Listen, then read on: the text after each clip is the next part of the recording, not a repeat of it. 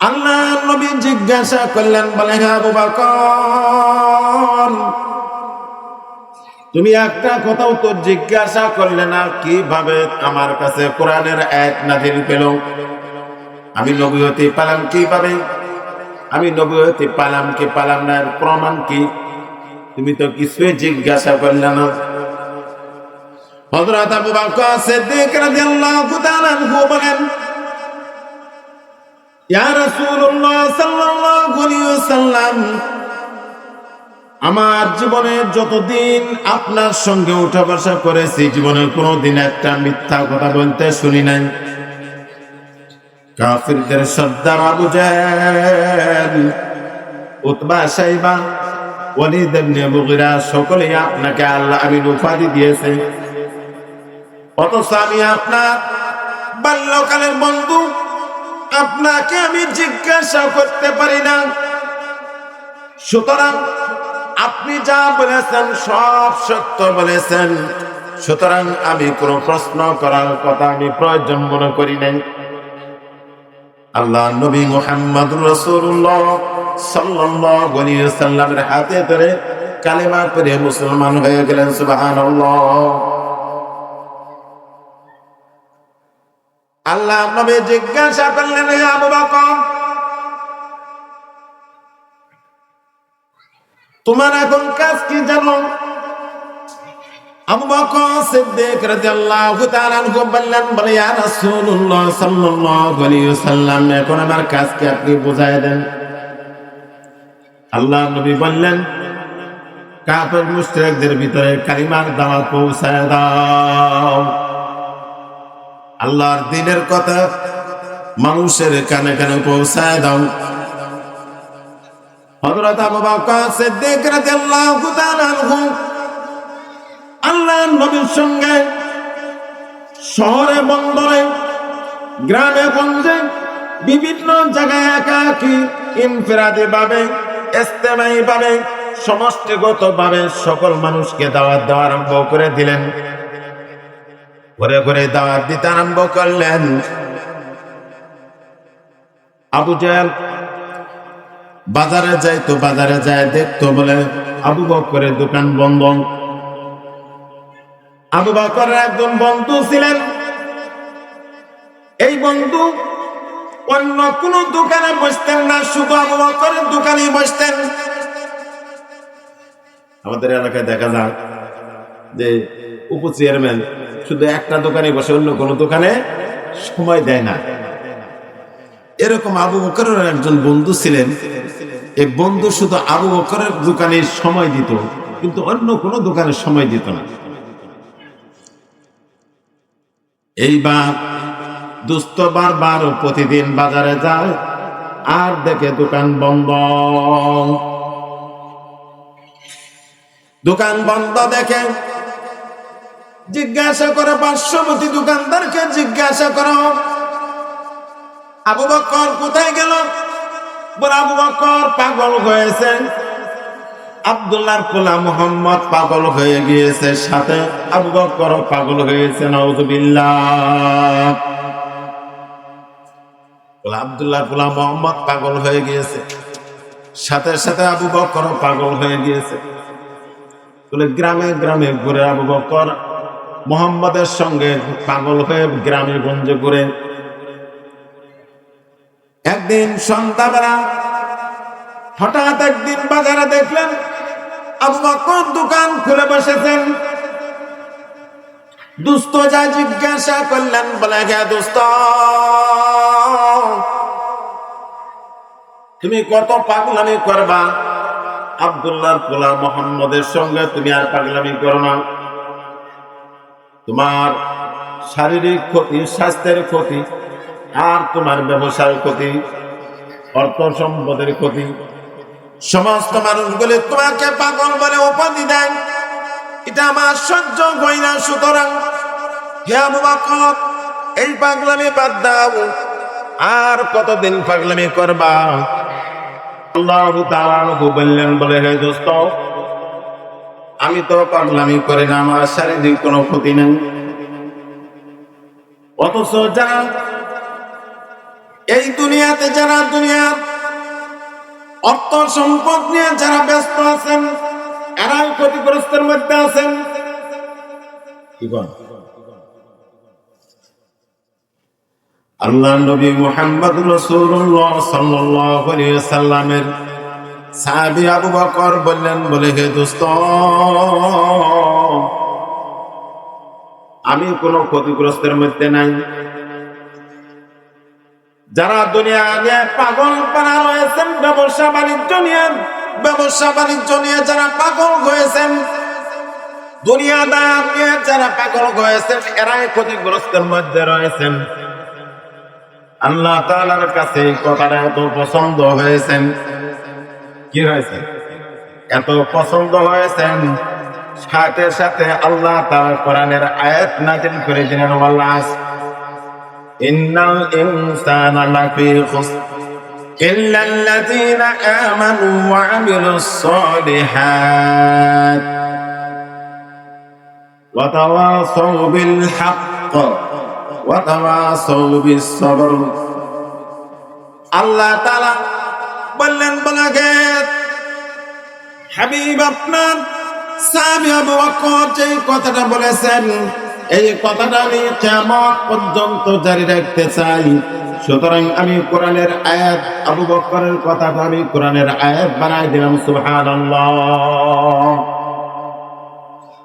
আবু বকরের কথাটা আল্লাহ তাআলার কাছে এত পছন্দ হয়েছে।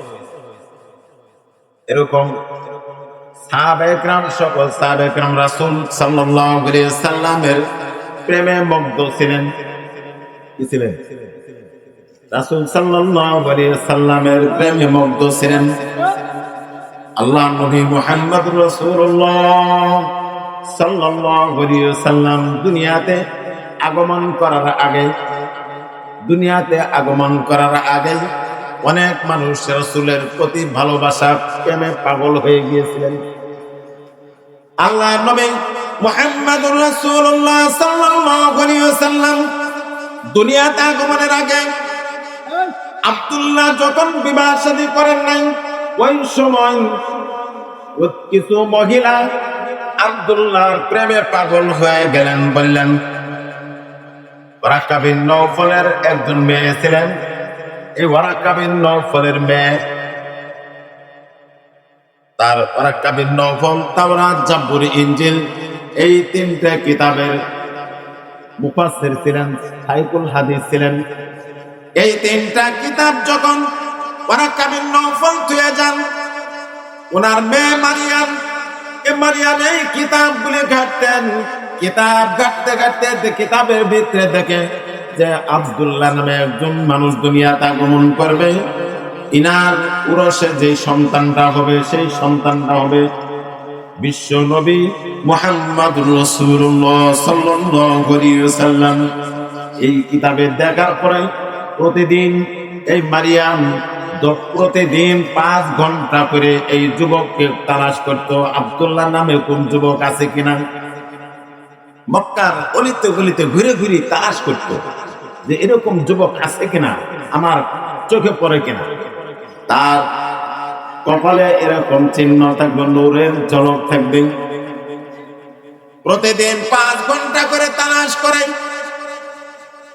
মারিয়াম। তালাশ করতে করতে কোথাও সন্ধান পায় না। হঠাৎ একদিন ওয়ারাকা বিন নওফলের সঙ্গে তার বাবার সঙ্গে যান, আব্দুল মুত্তালিবের বাড়িতে যান। বাড়িতে যাওয়ার পরে দেখেন একজন যুবক তার সম্মুখে এসে যায়। এই যুবক দেখার পরে তার কপালের দিকে তাকানির সঙ্গে নূরের ঝলক দেখতে পায়। সুবহানাল্লাহ। মারিয়াম তখন পাগল হয়ে যায়, আব্দুল্লাহকে দেখে পাগল হয়ে যায়। আল্লাহর নবী মুহাম্মদুর রাসূলুল্লাহ সাল্লাল্লাহু আলাইহি ওয়াসাল্লামের নূর দেখে পাগল হয়ে যায়। সুবহানাল্লাহ। মক্কার বাজারে, মক্কাতে এরকম মরুঝড় হইতো। মক্কাতে কি হইতো? এখন মরুঝড় হয়, ধুলা উড়ে বালু উড়ে এক জায়গায় টিলা হয়ে যায়, বালি উড়ে যায় এক জায়গায় টিলা হয়ে যায়। মরুঝড় হয়ে মক্কার সম্মুখে কাবাগরের সম্মুখে যাই জমজম কূপটা রয়েছেন, এই জমজম কূপের উপরে 12 ফুট বালু করে গেছে। কয় ফুট বালু? 12 ফুট বালু করে গিয়েছে। এই পানি দেখার পরে জমজম কূপ বন্ধ হয়ে যাওয়ার পরে মক্কার মানুষের পানির অভাব করেছে, অভাব অনাটন করেছে। মক্কাতে তো পানির খুব অভাব। আব্দুল মুত্তালিব যায় বললেন, বলে সন্তান আপনি একটা ব্যবস্থা করেন, পানি বেগর মানুষ মরতেছেন, সুতরাং পানির ব্যবস্থা করেন। লোকদেরকে বললেন, বলে আমার কওমের লোকেরা তোমরা যাও, আমি আগামীকাল তোমাদের সঙ্গে কথা বলবো। রাত্রিবেলায় কাবা করে দরজা খুলে আব্দুল মুত্তালিব সেজদায় পড়ে আল্লাহর দরবারে ফরিয়াদ করলেন, আল্লাহ, ওগো আমার আল্লাহ, তুমি যদি জমজম কূপের সন্ধান যদি তুমি না দাও, মক্কার সমস্ত মানুষ পানির অভাবে মরে যাবে। তুমি কেটে চাও, হে পরওয়ারদিগার, পর জমজম কূপের সন্ধান দিয়া দাও। তুমি যদি জমজম কূপের সন্তান দাও, আমি আমার 10টা পুত্রের মধ্যে একটা পুত্র আমি তোমার রাস্তায় কুরবানি করে দেব। সুবহানাল্লাহ। আব্দুল মুত্তালিবের 10টা সন্তান ছিলেন, এই 10টা সন্তানের মধ্যে একটা সন্তান কুরবানি দিবেন নিয়ত করে ফেললেন, কুরবানি দেবে একটা সন্তান। মক্কার ঘর থেকে দোয়া করে বাহির হওয়ার সঙ্গে সঙ্গে বালি ঝড় আবার শুরু হয়ে গেল। সুবহানাল্লাহ। বালি ঝড় আবার শুরু হওয়ার পরে জমজম কূপের উপর থেকে সমস্ত বালুগুলি উড়ে অন্য জায়গায় চলে গেলেন। জমজম কূপ আবার শুরু হয়ে গেল। ঘর থেকে বাড়ায় দোয়া করে ঘর থেকে বাড়ায় যেতে পারল না, বাড়ি পর্যন্ত যেতে পারে নাই। এর আগে জমজম কূপের সন্ধান হয়ে গেছে। সুবহানাল্লাহ। জমজম কূপের সন্ধান হওয়ার পরে লোকদেরকে বললেন, বলে হে আমার কওমের লোকেরা, আমি তো একটা নিয়ত করেছি। বলে কি নিয়ত করেছ? বলে আমার 10টা সন্তানের ভিতরে একটা সন্তান আমি কুরবানি দিব। আব্দুল মুত্তালিব এই ঘোষণা দেওয়ার পরে সমস্ত 10 জন সন্তানকে ডাকলেন। 10 জন সন্তান আসার পরে বললেন, বলে বাবা, আমি তোমাদেরকে একজনকে কুরবানি দেওয়ার জন্য নিয়ত করেছি, আল্লাহর কাছে ওয়াদা করেছি, কাবার ঘরের ভিতরে সেজদায় পড়ে আমি ওয়াদা করেছি। সুতরাং তোমরা কে কুরবানি হইতে রাজি আছো? আমার বড় ছেলে বললেন, বল বাবা, আমি তো আপনার সবচেয়ে বড় ছেলে, আমাকে তো আর আপনি কুরবানি দিবেন না, সুতরাং আমি আর বয়ে থেকে লাভ নাই।